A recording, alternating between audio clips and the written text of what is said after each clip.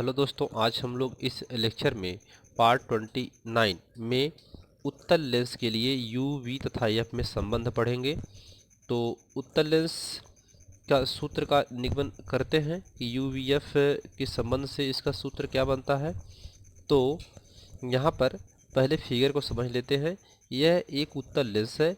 प्रकाशिक केंद्र से बाईं ओर यहाँ पर वस्तु ए बी रखी हुई है।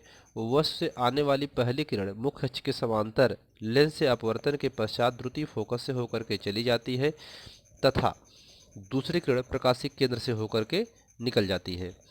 दोनों किरणें जिस बिंदु पर मिलती हैं वहाँ पर वस्तु का वास्तविक और उल्टा और वस्तु के बराबर प्रतिबिंब बनता है।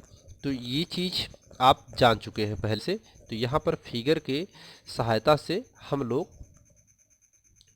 प्रूफ करने वाले हैं कि उत्तल लेंस का सूत्र क्या होता है। यहाँ पर ये बिंदु डी मानी गई है, अर्थात ये वाली बिंदु डी है और ये प्रकाशिक केंद्र है। ठीक है, तो ये ए बी वस्तु है और ए डैश बी डैश प्रतिबिंब है। तो इसमें जो लिखने के लिए है आप उसको ऊपर लिख भी सकते हैं। यहाँ से हमने डायरेक्ट प्रूफ किया हुआ है। तो प्रूफ में सबसे पहले आप देख सकते हैं कि त्रिभुज ए ओ बी, यहाँ देखिए त्रिभुज ए ओ बी तथा त्रिभुज ए डैश बी डैश ओ, ए डैश बी डैश ओ, ये दो त्रिभुज हैं। दोनों त्रिभुज समकोणिक हैं। समकोणिक कहें या समरूप त्रिभुज कहें।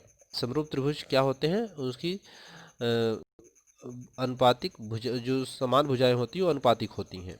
ठीक है, तो यह समकोणिक त्रिभुज बोले या समरूप त्रिभुज बोले। तो उस त्रिभुज के नियम से यह ए बी बटा ए डैश बी डैश, ठीक है, और ओ बी ओ और बी बटा क्या हो जाएगा, ओ बी डैश हो जाएगा। ठीक है, तो ये भुजाएं आपस में क्या है, समान है और इसलिए अनुपातिक हो जाएंगी। दूसरा त्रिभुज देख लेते हैं। अब इसमें दूसरा त्रिभुज है डी ओ एफ, ये डी है, ओ और यहाँ पर एफ टू लेंगे, यहाँ पर F two, D O F two तथा त्रिभुज B dash A dash O, B dash A dash O, ये वाला त्रिभुज पूरा। ठीक है, ये त्रिभुज लिया गया पूरा और ये त्रिभुज लिया गया। ठीक है, इस दो त्रिभुज में देखते हैं। तो ये दोनों त्रिभुज में डी ओ बटा ए डैश बी डैश, ये देखो डी और ओ, ये दूरी और ये दूरी इस त्रिभुज में और इस पूरे त्रिभुज में। ठीक है, तो ये भुजाएं अनुपातिक होंगी।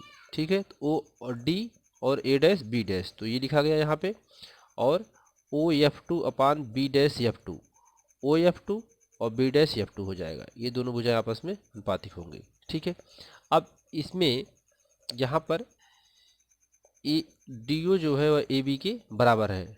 ए बी बराबर ओ डी या डी ओ, यहाँ देख सकते हैं आप, ये समांतर किरण आ रही है। तो समांतर किरण में हम जानते हैं कि जब किरणें समांतर होती है तो बीच की दूरी हमेशा बराबर होती है। तो ए बी बराबर क्या हो जाएगा, डी और ओ हो जाएगा। तो वही यहाँ पर ए बी की जगह लिखा गया है ए बी और ए डैश बी डैश। ठीक है, इसकी जगह ए बी आ गया। बाकी वही है आपका समीकरण नंबर 2 मान लेते हैं इसको। ठीक है, समीकरण नंबर 2 हो गया। अब समीकरण 1 और 2 की तुलना कर देंगे तो ये दोनों बराबर है, कैंसिल हो जाएगा, तो यह इसके बराबर हो जाएगा। ठीक है, तो समीकरण 1 और 2 से आप देख सकते हैं, समीकरण 1 और 2 से यहाँ पर ओ बी बराबर ओ बी डैश बराबर ओ एफ टू बटा वी डैश एफ टू हो जाएगा ये। ठीक है, समीकरण 1 और 2 से इतना हो जाएगा। इसको यहाँ पर हम लिखते हैं ओ बी बटा ओ बी डैश बराबर ओ एफ टू बटा बी डैश एफ टू। ठीक है, ये कैसे आया, ये समीकरण 1 और 2 से आया है। ठीक है, अब फिगर में देखते हैं।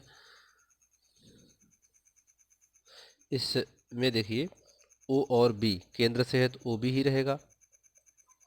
ओ बी डैश ये भी केंद्र से है तो ओ बी डैश रहेगा बराबर ओ एफ टू ही रहेगा। अब बी डैश एफ टू, तो बी डैश एफ टू सभी दूरियां प्रकाशिक केंद्र से ली जाएंगी, तो यहाँ आना पड़ेगा, तो पूरी दूरी में से ये वाली दूरी माइनस करेंगे तो ये दूरी निकल जाएगी। तो यहाँ पर लिखा जाएगा O B dash minus O F to.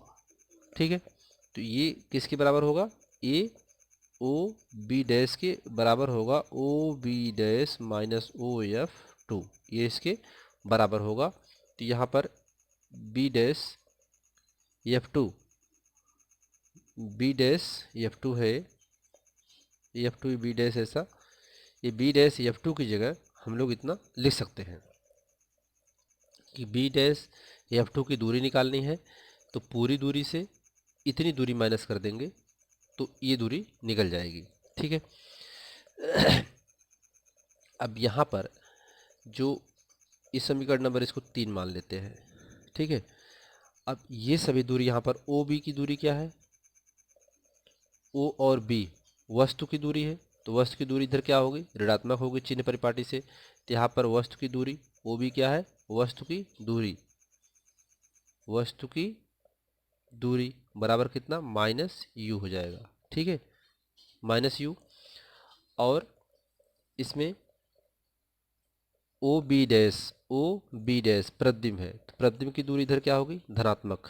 धनात्मक क्यों होगी, क्योंकि अक्ष पर है ना, तो अक्ष के अगर समांतर नापेंगे तो वो क्या हो जाएगा, अक्ष पर अगर रहेगा तो बाईं तरफ, अक्ष से दाईं तरफ धनात्मक होता है, नीचे आने पर ऋणात्मक होता है। लेकिन यहाँ पर वस्तु है तो ये क्या हो जाएगा, ओ बी, ओ और B dash, O B dash जो है, ओ बी डैश क्या है,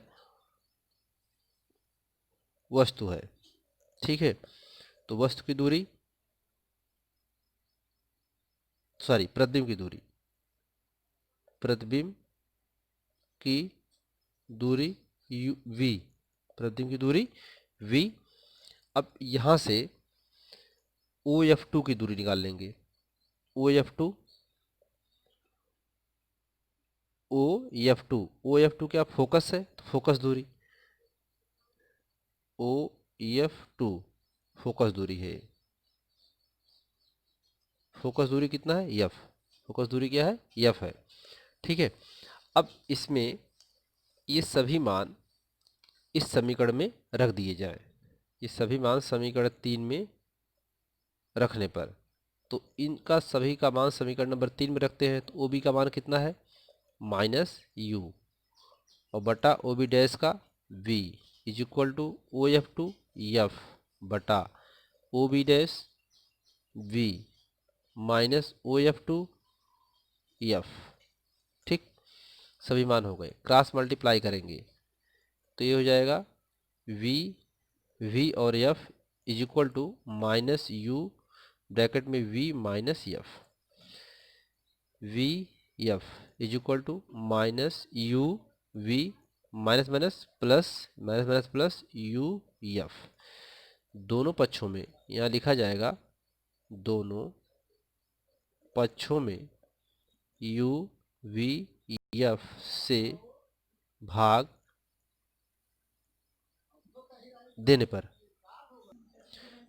तो यहाँ पर वी एफ बटा यू वी एफ सब में हो जाएगा माइनस यू वी बटा U V F plus U F बटा यू वी एफ। ठीक है, तो ये यू एफ कट जाएगा, U V V F V F cut जाएगा, तो यहाँ क्या बचा, 1 upon U is equal to यहाँ पे माइनस 1 अपान एफ प्लस यहाँ पे 1 अपान वी, तो यहाँ पर 1 अपान एफ उधर ले जाओ, इसको इधर लाते हैं तो ये उधर जाएगा तो एफ हो जाएगा प्लस में, और 1 अपान वी, और इसको इधर लाएंगे तो माइनस 1 अपान यू।